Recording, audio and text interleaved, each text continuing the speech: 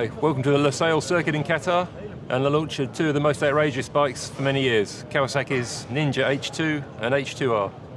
The Ninja H2 and even more powerful H2R are like no other motorcycles ever produced.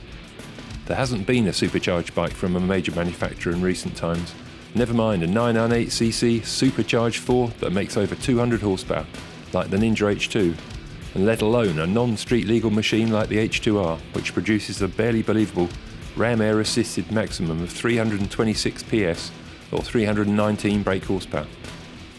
Kawasaki created these Ninjas to recapture some of the raw excitement that the firm has been known for ever since the original H2, the 750cc two-stroke triple that earned a reputation as the world's quickest accelerating and most exciting superbike in the early 70s.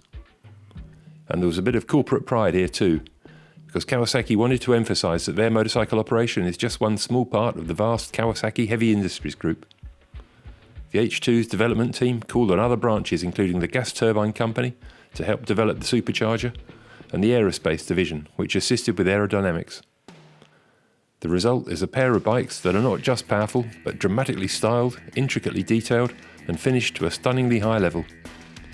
The H2R's carbon fibre bodywork incorporates large fins that provide downforce at speed. The H2 Roadster mimics them with aerodynamic mirror stalks.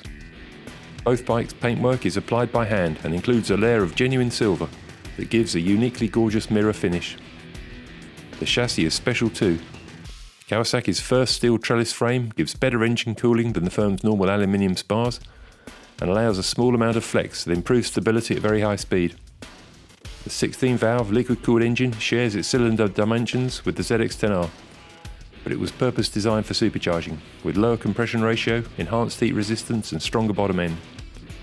The compact supercharger sits behind the cylinder block, driven via gears and chain at 9.2 times crankshaft speed, so it revs to over 100,000 RPM, or over 130,000 in the H2R. The result is absolutely brutal acceleration, especially because the throttle response is well on the sharp side of abrupt.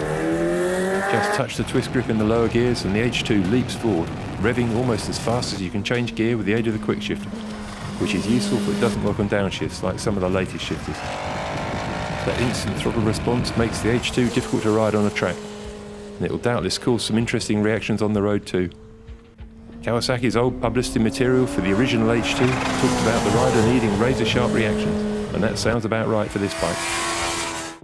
The chassis works well, even on track, although at 238 kilograms wet, so about 520 pounds, the Ninja is heavier and less agile than a supersports bike. It's very stable at speed, it steers really accurately, and it's pretty manoeuvrable. It stops hard too, thanks to Brembo radial front calipers and an ABS system that works well on track, although it cuts in slightly earlier than the very best systems. Although the Ninja H2 is frantic fun on track and should make a respectably comfortable one-person road burner, it's as demanding as it's expensive, and in many ways it makes very little sense. But this bike wasn't created to be remotely sensible. Like its namesake from the 70s, it was built to be fast and crazy and exciting, and that's exactly what it is.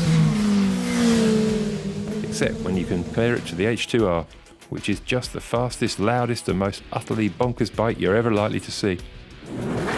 Even when it was being warmed up in the pits, it was utterly deafening and left my ears ringing for ages. And the acceleration is just phenomenal, so much so that the bike was still pulling hard at the end of Losail Straight, where the instrument panel recorded a top speed of 198 miles an hour, or almost 320 kilometers an hour, with plenty more to come.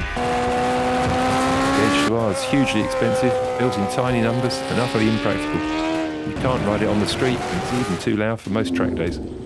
But both these crazy Ninjas are fantastically exciting bikes, and I for one take my hat off to Kawasaki for being brave enough to put such brilliantly outrageous machines into production. What a crazy motorbike.